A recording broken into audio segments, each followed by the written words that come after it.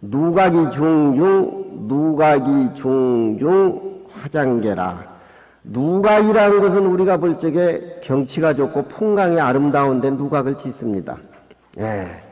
경치가 아름답고 풍광이 좋은데 누각을 짓는데, 만약에 경치가 아름답고 풍광이 좋은 걸 느낌을 할 수 없는 사람이라면 그 누각에 올라가 봐야 누각에 의미가 없지요. 누각에 오르면은 풍류가 살아나야 돼요. 풍류는 뭐냐? 우리 마음의 진리 무위법을 깨달아서 그 공간을 확보했을 적에 누각에 오르게 된다라고 하면은 모든 풍류가 거기서 살아납니다. 네. 그 풍류를 느끼는 장본인이 우리 마음 아니겠어요? 우리 마음. 네.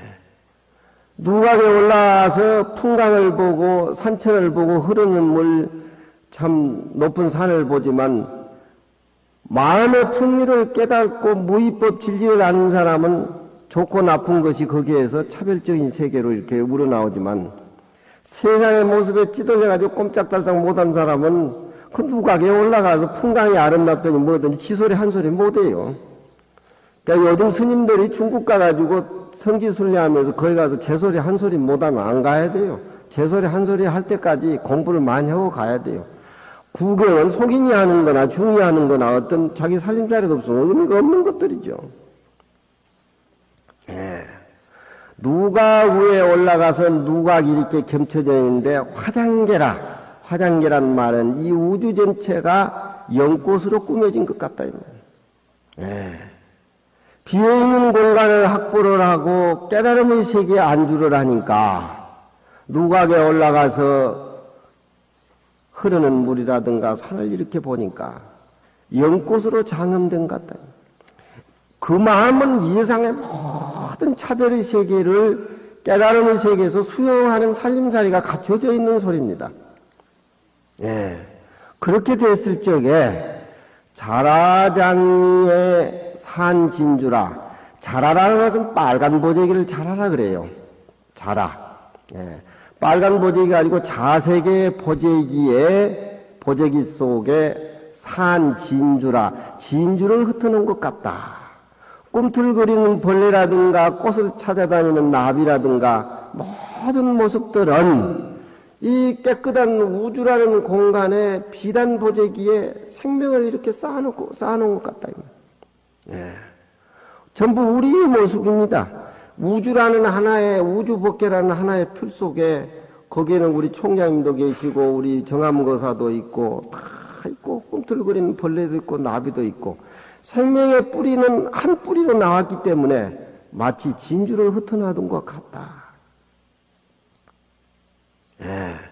그러니까 차별의 세계에 들어가서 금강경에 비어있는 법계의 빨간 보재기, 그 속에서 안주하는 모든 생명은 아름다운 진주의 색깔 모습으로 표현된다.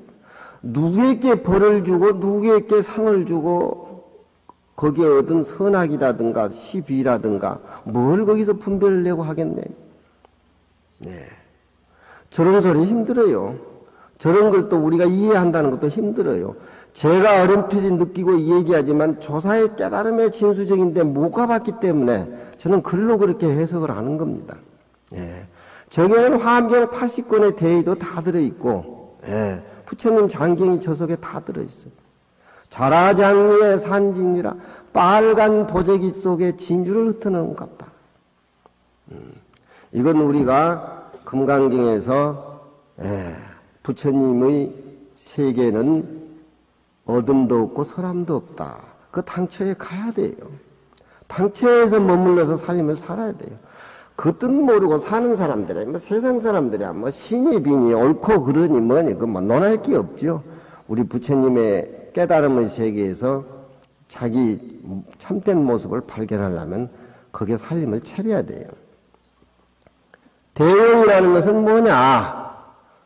대기에서 머물러 버리면 깨달음의 세계에 안주해 버리기 때문에 그건 큰 의미가 없는 것이죠. 부처님이 설산에서 6년 고행을 하고 도를 깨달았는데 깨닫는 그 진리가 자기한테만 있는 것이 아니라 모든 중생께 갖추어져 있기 때문에 자기가 스스로 자기 발로 나온 겁니다. 자기만 가지고 있으면 굉장히 귀한 줄 알았는데 일체 중생이 다 갖추어 있다 이 말이에요. 예. 깨달음에 머물러서 안주해 있는 것도 그건 허물이 되기 때문에 어떻게 현실에 마주쳐가지고 차별의 세계를 향유해야 되느냐. 그걸 대용이라 그래요. 깨닫지 못한 우리에게는 살림살이 대기대용이란 말이 그 언어의 명자에 표현될 뿐이지 깊은 의미는 우리가 모르는 거예요. 사오백주 화류양이여. 사오백주 400개 500주나 되는 화류향이여. 사오백주 화류향이여. 꽃이 피어 있고 버들가지가 늘어져 있다. 화류향이여. 늘어져 있는 거리여. 진리의 꽃이 만발해가지고 꽃의 모습이라든가 잎이 파릇파릇 피어서 늘어진 버들가지라든가 내가 느낄 수 있는 것은 그것하고 나하고 둘이 아니라는 겁니다. 그 모습하고 내 모습하고 둘이라고 생각하게 되면 그걸 구경은 구경으로 끝나는 것이지 자기 것이 되지 못하죠. 400~500주나 되는 화류향이여 꽃과 버들이 피어 있는 거리여. 꽃이라고 하는 것은 반가운 거지요. 꽃 보고 화내고 꽃 보고 스트레스 받는 사람은 없지요. 꽃은 즐거운 겁니다. 이 버들이라고 하는 것은 꽃은 만남의 즐거움이고 버들이라는 것은 헤어짐의 즐거움을 버들에 많이 표현해요. 옛날에 당대 때 송대 때나 중국 사람들 시던 거면 버들이라고 하는 것은 이별을 의미를 해요. 그래서 부둣가에서 이별을 할 적에 버들가지를 꺾어서 이렇게 서로 주고받아요. 우리는 그런 예를 우리가 찾아볼 수는 없지만 중국 당시 송지 때 보면 거의 그런 겁니다. 그래서 동파의 양화시도 그 이별의 아름다움을 읊은 것이 그 동파의 양화시인데 400~500조 화류양이여. 400~500주나 되는 꽃과 버들이 늘어진 거리여. 화음의 세계가 무위법의 세계가 현실로 그렇게 나와서 티없이 아름다운 걸 저렇게 표현한 거예요. 이삼천처 관현누이로다.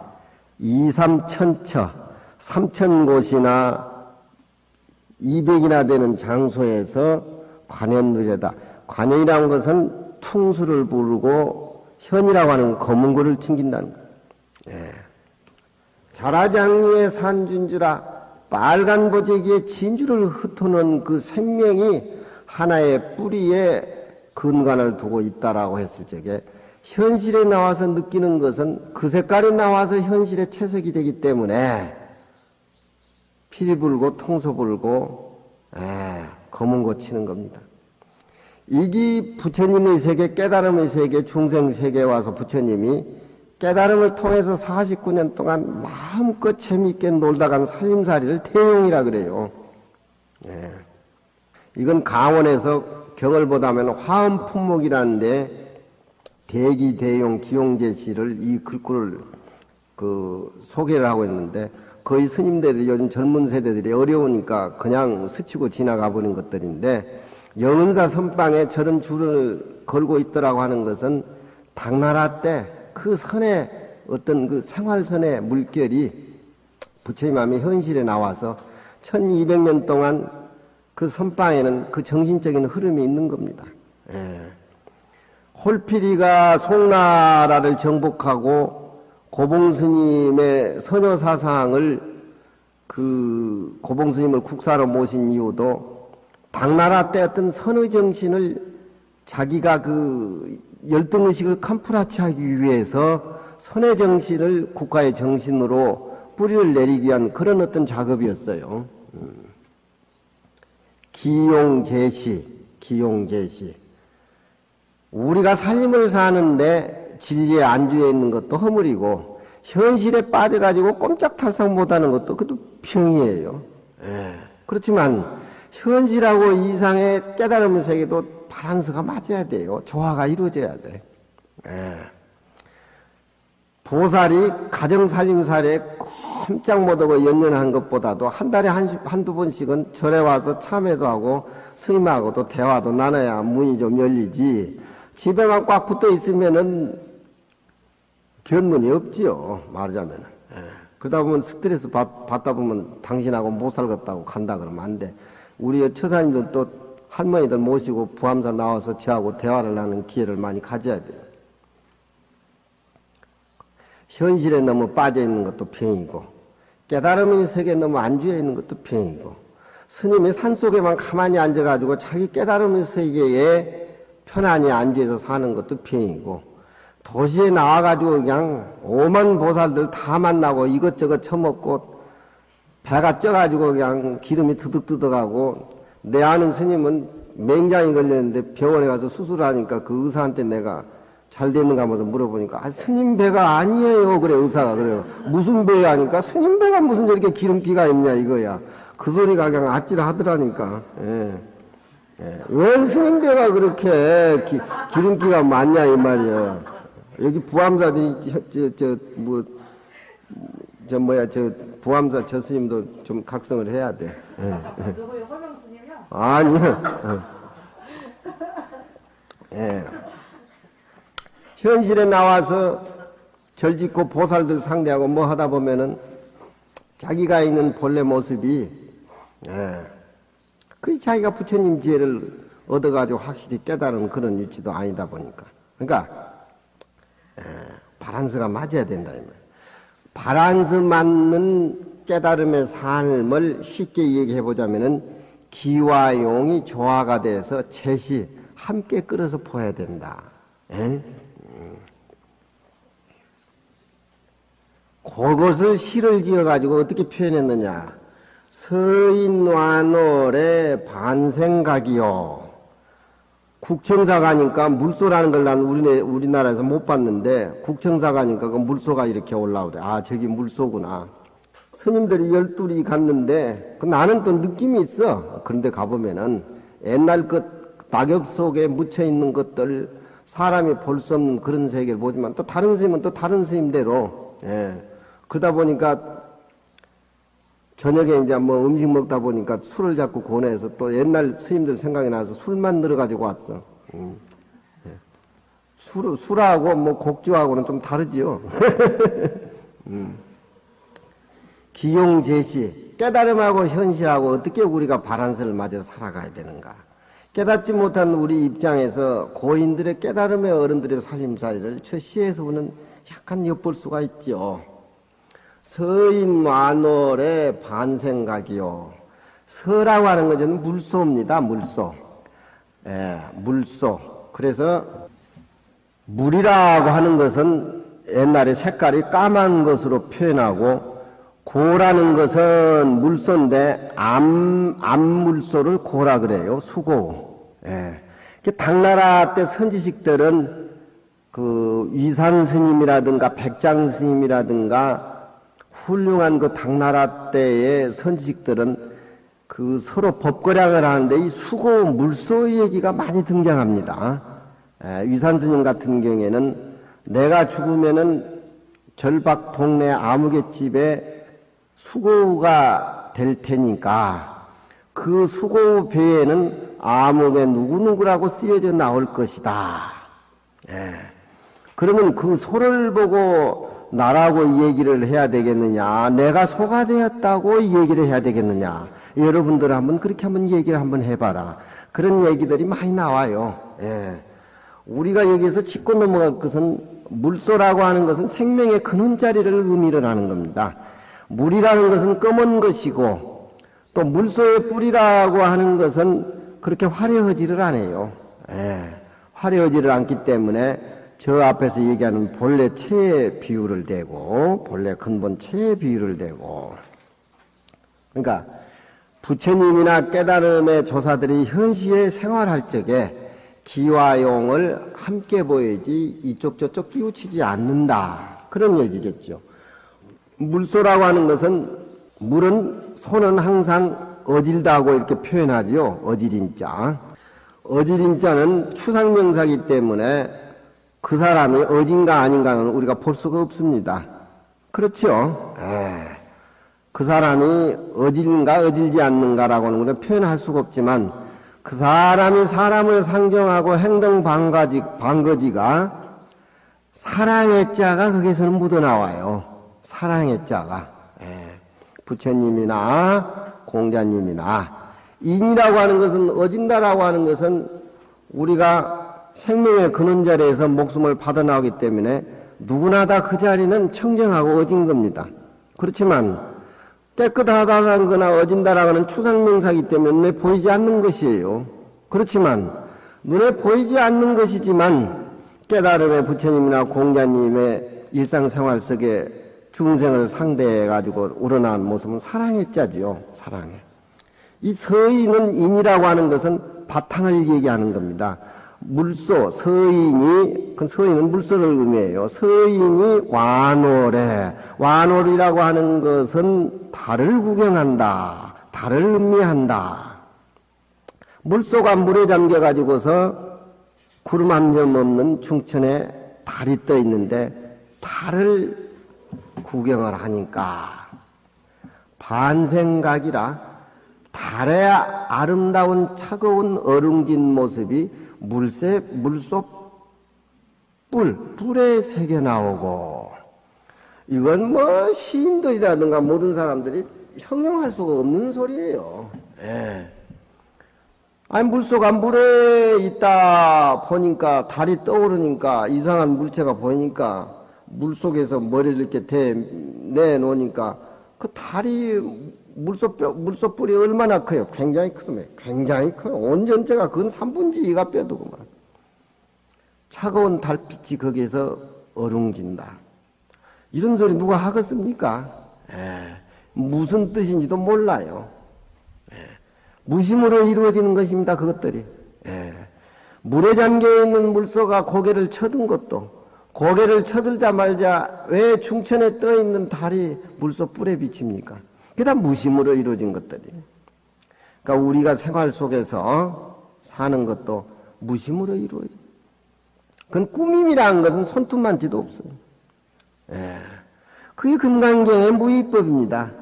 무위법으로 이루어진 것은 이렇게 아름다운 겁니다.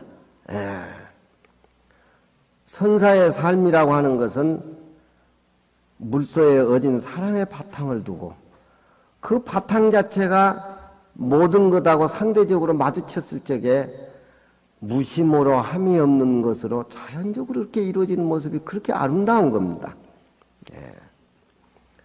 상피래경의 화이바라 그 대꾸로 상피 코끼리는 등치가 큽니다. 물소보다도.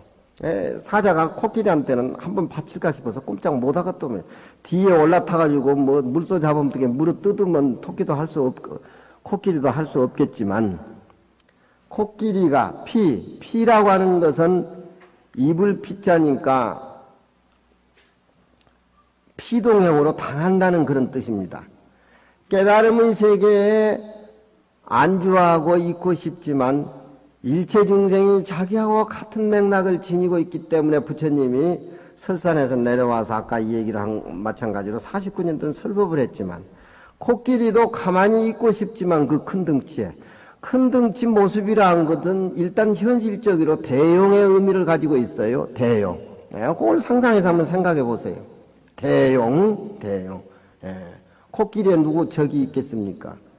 코끼리가 우레소리를 피가 지나가는데 우레소리를 입을 빗자나 하는 것은 당한다 이 말이죠. 입음에 화이바라 우레꽃이 코끼리 상아뼈 이빨 속으로 들어간다.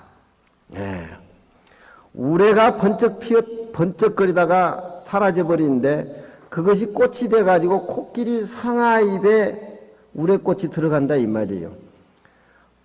현실 속에서 부처님은 말씀을 하고 대화를 하지만 부처님의 말씀 대화라고 하는 것은 방편의적이지 그 불가사의한 부처님의 신통력이라든가 그 쓰임새는 번개불 퍼쩍 버리는 것 같이 우리 깨닫지 못한 중생의 세계에서는 상상을 못한다는 겁니다. 예. 상피래경에 화이바라 코끼리가 우레소리를 입음에 우레의 꽃이 코끼리 두 개 아금니 속에 들어간다. 코끼리 상아뼈는 현실적으로 값어치가 있는 겁니다. 예, 그 상아뼈를 팔기 위해서 코끼리를 옛날에 많이 죽였다 그러더구만. 그렇지만 물소의 앞대 가려는 의미가 없는 것이에요. 현실적으로. 현실적으로 필요한 것은 상아뼈고 코끼리 상하고 물소뼈라는 의미가 없는 겁니다. 예. 앞에는 서인은 대기를 의미를 했고 상피라고 하는 것은 코끼리가 우레를 입음에 우레의 꽃이 상하에 들어간다는 것은 대용의 의미를 지니고 있는 겁니다. 부처님의 살림살이는 상피래경 화이발 이렇게 불가사의한 겁니다. 예. 그 선종의 요사체는 주련에 저런 글구가 써 있는데 그 당시 1200년 전으로 리바이블 돼가지고 그 백장회라든가 황백 희운선사라든가 불교는 인도에서 시작해가지고 중국에 가가지고 중국에는 중국 불교의 류의 모든 타종교를 흡수해가지고 선에 어떤 꽃을 피운 겁니다. 선이. 예. 이 대기대용 기용제시를 그 선방에 걸어놓았다는 것은 저런 뜻을 이해할는지 안 할는지는 모르지만 나로서는 굉장히 의미가 깊은 그런 어떤 부처님의 살림살이를 볼 수가 있습니다. 누각이 거듭거듭 중중, 누각이 거듭거듭. 이쪽에도 풍광을 보는 누각이 있고 저쪽에도 풍광을 보는 누각이 있는데 이쪽 누각에서 보는 풍광하고 저쪽 누각에서 풍광이 다 다르다는 거예요. 그렇지만 그 누각 자체가 서로 중첩이 된 상태에서 걸림이 없는 것. 화음의 세계라고 하는 것은 깨달음의 세계라고 하는 것은 마치 등불이 빨갛게 피어있지만 1000개, 10,000개가 각기 제 등불을 소유하고 지 색깔을 소유하지만 그 등불 자체는 또 다르면서도 원륭하고 원륭하면서도 다르다. 원륭한 면하고 차별의 면을 이 얘기를 하는 겁니다. 누각이 거듭거듭 지어져 있는데 바로 연꽃으로 장엄한 화장장엄 세계에 같아. 마치 이 우주라고 하는 것은 자라장류의 산진주라 빨간 도제기 속에 생명을 가지고 있는 생명을 진주를 흩어놓은 것 같다. 누에를 보세요. 그 파란 옷같이 생긴 파란 옷이 꿈틀거리잖아요. 나비의 그 현란한 변화시냐말로 그 불가사의한 거 아닙니까? 불가사의한 거예요. 생명의 근원적인 법의 이치 뿌리를 저렇게 표현해서 얘기를 했고 그것이 밖으로 삐져나와는 깨달음의 부처님의 살림살이가 4,500조 화류향이여 4,500주나 화류향이여 꽃과 버들이 피어있는 거리여 2,3천처 관현누이로다. 꽃과 버들이 질펀하게 늘어져 있는 뿐만이 아니라 거기에서는 누각에서 관현의 흠악이 흘러나온다. 과연 여기에 대해서 누가 입을 붙이고 누가 흠을 잡겠는가 그런 얘기들을 경허스님이 많이 합니다.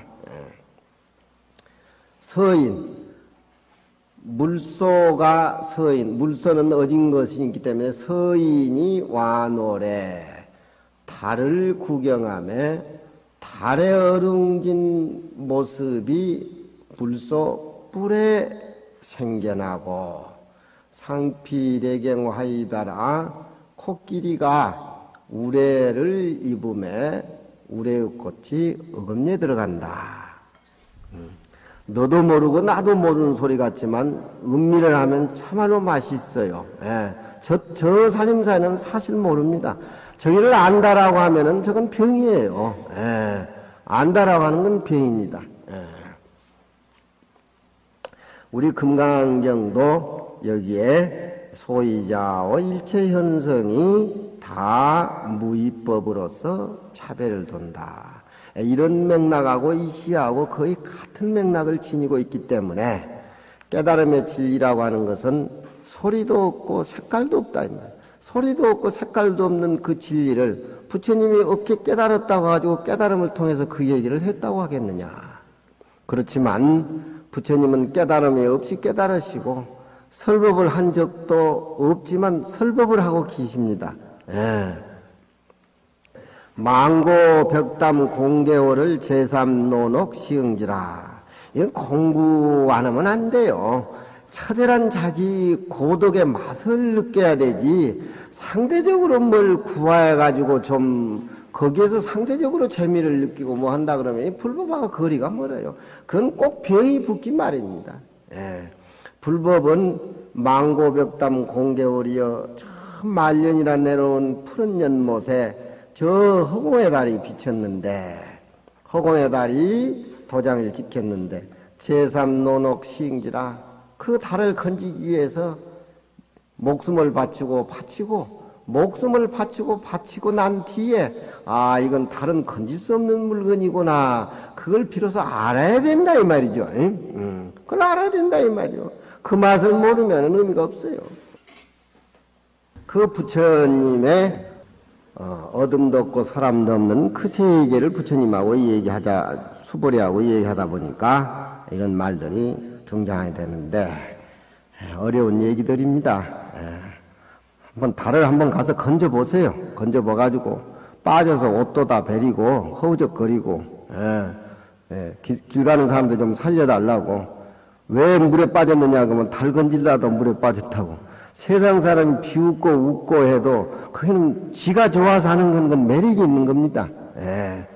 다른 사람의 빚은 갚는다고 부처님한테 참여해가지고 안 돼요. 자기가 갚아야 돼요. 복도 자기가 지어야 돼요. 금강경에서는 복덕 얘기가 많이 나옵니다만, 단지 복을 짓고 내가 그동안 잘못을 참여하지만 그 참여하는 본래 뿌리와 복 짓는 본래 뿌리는 무위법 텅텅 비어있는데 뿌리를 두라는 겁니다. 거기에 뭐 딴 생각을 가지면은 차별의 세계가 벌어지기 때문에 업이 돼가지고 꽃이 피고 열매를 먹고 또 떨어져서 그 업으로 삶을 살게 되는 겁니다. 그걸 가르쳐 주신 분이 바로 부처님이다. 어제 텔레비를 보니까 중국 당시에 대해서 교수들이 해석을 해요. 당시에 대해서 교수들이 해석을 하더라고. 전초산이라는 사람에게 당나 때 유명한 왕유나 위응물이나 우리 다경을 지은 유구라든가 그런 당나 때 신 유명한 분들이 있는데, 거기에 이제 소주의 자사라던 위응물이라는 시가 있는데 그 시를 얘기를 하는데, 내가 보기에는 그렇게 시를 해석을 해야 되겠는가. 물론 그 사람들은 그쪽으로 해석을 하지만 나는 나름대로 저렇게 시를 해석을 하면 무슨 시맛이 있는가. 위응물이라는 시는 불교의 조예가 굉장히 깊은 시입니다. 이분도. 그 전초산이라는 자기 친구가 있었는데,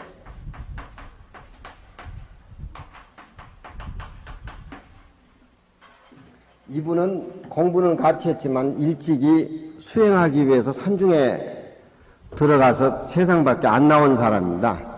근데 소시적에 자기하고 친구다 보니까 이 전초산한테